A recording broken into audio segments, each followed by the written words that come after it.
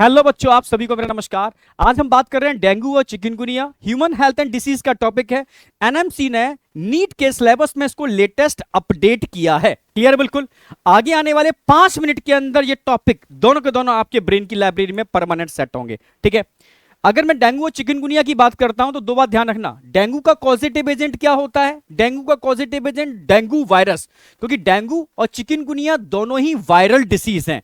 तो dengue dengue virus, chikungunya chikungunya virus, दोनों ही RNA virus हैं। दोनों ही आरएनए वायरस हैं। बस आपको ध्यान कर रखना है इनकी फैमिली। ठीक है। अगर डेंगू की बात करता हूं तो फ्लेविविरिडी फैमिली को बिलोंग करता है। फ्लेविविरिडी फैमिली को बिलोंग करता है। चिकनगुनिया की बात करते हैं टोगाविरिडी फैमिली को बिलोंग करता है। टोगाविरिडी फैमिली को बिलोंग करता है। ये आपको याद रखना है। वेक्टर क्या होता है भाई? ये वायरल डिसीज है, ठीक है, जो कम्युनिकेबल है। ठीक है। आप एक पर्सन से दूसरे पर्सन में ट्रांसफर हो सकती है, पर ट्रांसफर करने के लिए कोई मीडिएटर चाहिए, एक वेक्टर चाहिए, वाहक। जैसे कोई एक मॉस्किटो आता है और एक इन्फेक्टेड पर्सन को बाइट करता है तो दूसरे हेल्दी पर्सन के अंदर फिर बाइट करेगा तो उस डिसीज का ट्रांसफर हो जाएगा। यस, ये मॉस्किटो बॉर्न डिसीज है। इसको स्प्रेड करने वाला मॉस्किटो होता है। Mosquito act as vector. तो समझना मेरी बात। मॉस्किटो मेल भी होता है, फीमेल भी होता है। मेल के माउथ पार्ट स्पॉन्जिंग टाइप के होते हैं, फीमेल के माउथ पार्ट पियर्सिंग और सकिंग टाइप के होते हैं। तो हमेशा फीमेल होगा। एक बात ध्यान रखना, कौन सा? फीमेल एडीज एजेप्टी मॉस्किटो, दोनों के लिए कॉमन मॉस्किटो है। फीमेल एडीज एजेप्टी मॉस्किटो, याद हो गया होगा आपको। ठीक है। Viral borne female Aedes aegypti mosquito, female Aedes aegypti mosquito, याद हो गया।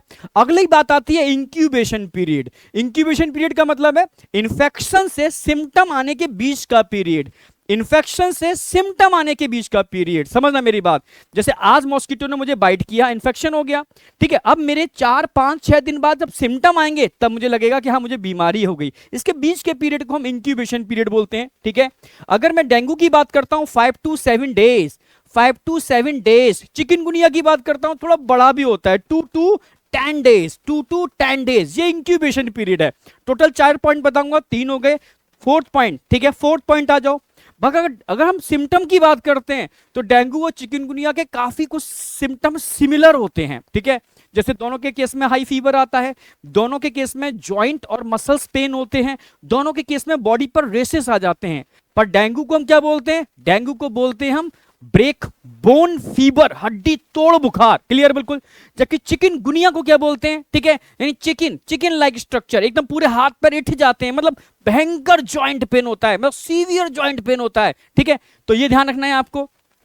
Common symptom. अब आ जाओ डेंगू के स्पेसिफिक सिम्टम। स्पेसिफिक सिम्टम में हम क्या बोलते हैं? थ्रोम्बोसाइटोपिनिया। सबको पता है डेंगू जब होता है तो प्लेटलेट्स काउंट कम होता है। जब किसी भी सेल का काउंट कम होता है तो उसके लिए टर्म लगाते हैं पीनिया। तो क्या टर्म लगाएंगे? थ्रोम्बोसाइटोपिनिया, जिसमें थ्रोम्बोसाइट का नंबर कम हो जाता है, और इतना कम हो जाता है कि कभी कभी ब्लीडिंग, समझ रहे हो, रुकती ही नहीं है। और सोचो अगर इंटरनल कोई वेसल्स रप्चर हो जाए तो ब्लड अंदर एक्यूमुलेट होना चालू हो जाएगा। इसको बोलते हैं हिमोर। ठीक है। हिमोर मतलब होता है ब्लीडिंग। ठीक है। हेमोरेज का मतलब इंटरनल ब्लीडिंग हो रही है, और ब्लीडिंग रुक नहीं रही है क्योंकि क्लॉटिंग नहीं हो रही है, क्योंकि प्लेटलेट्स का नंबर कम हो रहा है। तो ये डेथ को लीड करता है अगर प्रॉपर ट्रीटमेंट नहीं हुआ। जबकि यहां हम बात करते हैं, इसमें क्या होगा? लिम्फोपीनिया, यानी यहां पर भी लिम्फोसाइट का नंबर कम हो रहा है, पर थ्रोम्बोसाइट का नंबर कम नहीं हो रहा। ये डिफरेंस है दोनों के केस में। मैंने बताया ये हड्डी तोड़ बुखार है, ये जॉइंट तोड़ बुखार है। आप समझ रहे हो ना मेरी बात?